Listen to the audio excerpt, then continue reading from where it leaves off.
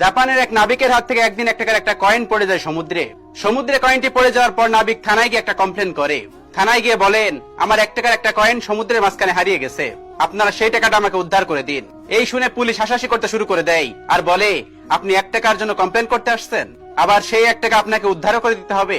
এই কথাটা সেদিন পুরো শহর জেনে যায় যে এক টাকা একটা কয়েনের জন্য একটা লোক থানায় কমপ্লেন করতে এসেছিল। একটা সময় পর সেই কথাটা সেই দেশের প্রধানমন্ত্রীও জেনে যায়। প্রধানমন্ত্রী জানার পরে বলে, যত টাকায় লাগুক যেভাবেই হোক ওই এক টাকা উদ্ধার করো।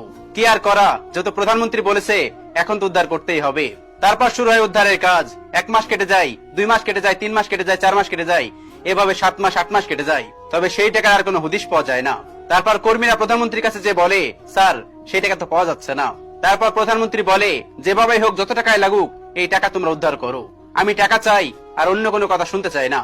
তারপর কর্মীরা আর অত্যাধুনিক মেশিন নিয়ে টাকা খোঁজাখুঁজি শুরু করে দেয়। তারপর কেটে যায় আরো 6 মাস। 6 মাস পর সেই টাকাটা পাওয়া যায়। অলরেডি সেই টাকাটা খুঁজতে খুঁজতে খরচ হয়ে গেছে 1000 কোটি টাকা। যেদিন ওই টাকাটা খুঁজে পাওয়া যায় সেদিন ওই শহরে হইচই পড়ে যায়। সারা দেশের মানুষ সেখানে আসে, সবাই হাসাহাসি করতেছে।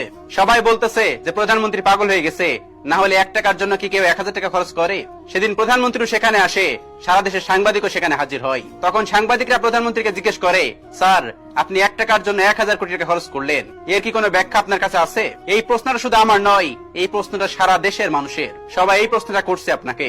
তখন প্রধানমন্ত্রী বলে, হ্যাঁ অবশ্যই আমার কাছে ব্যাখ্যা আছে। তখন সাংবাদিক বলেন, কি বলেন তো স্যার? তখন প্রধানমন্ত্রী বলে, দেখো আমি যদি 1 টাকা উদ্ধার না করতে পারতাম তাহলে ওই লোকটি কখনোই উদ্ধার করতে পারতো না। আর যদি 1 টাকা উদ্ধার না হতো তাহলে ওই 1 টাকা আমার দেশ থেকে হারিয়ে যেত।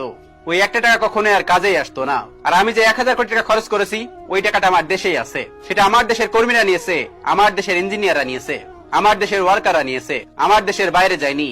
এখান থেকে সে বোঝাতে চেয়েছে দেশের 1 টাকার কত মূল্য।